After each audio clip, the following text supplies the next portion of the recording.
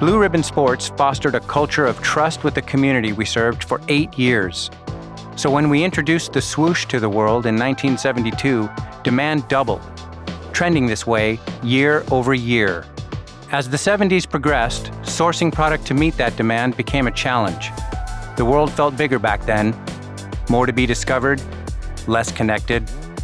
But we knew we'd need new partners in new places to keep up.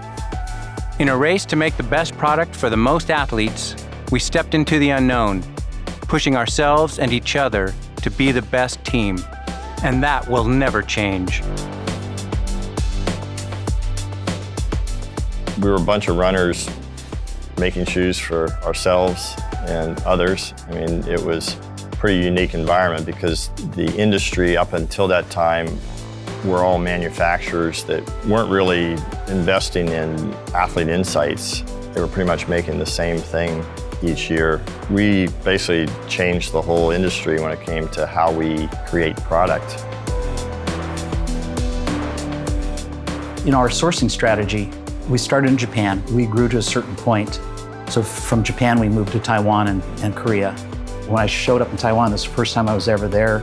And I'd never been to a shoe factory before in my life. That's when I kind of realized, what I brought to the table was that I was an athlete, and I worked in a retail store, so I knew the consumer in the United States, but I didn't know how to make shoes. And the other side was they knew how to make shoes, but they didn't understand the US marketplace. So we had a relationship, and we had to depend upon each other.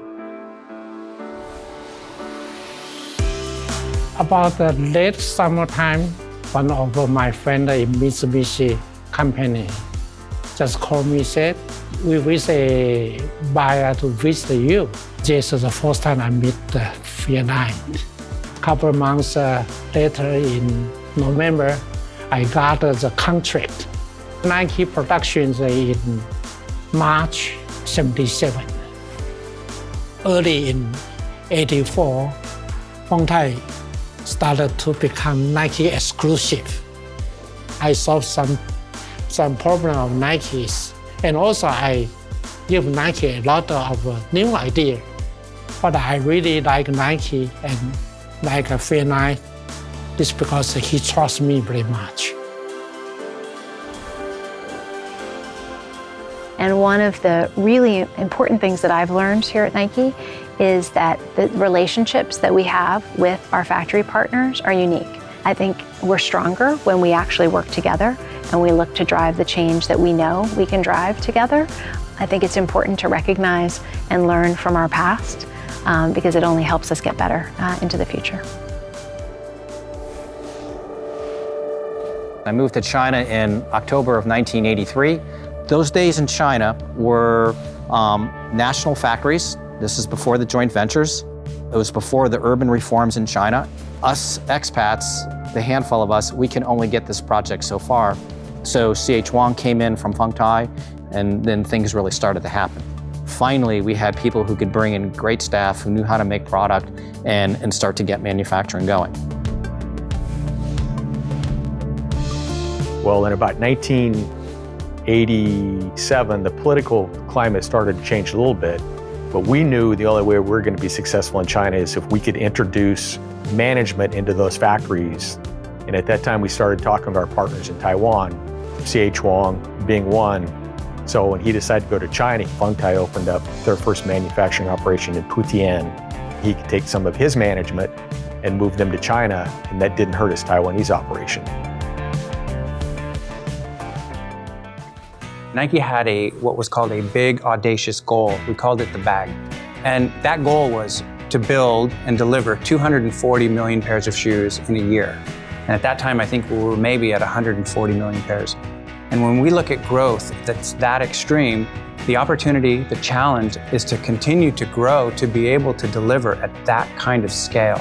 It's trying to figure out how do we do that in a way where we develop the right standards and we develop the right talent and we develop the right processes and tools to support that growth, while at the same time maintaining the competitive edge, the creativity, the risk-taking and the experimentation. It's balancing those two things so that we can both deliver the growth, but deliver it in an authentic Nike way. I think that's going to be the biggest challenge that we've got to not lose sight of as we go forward.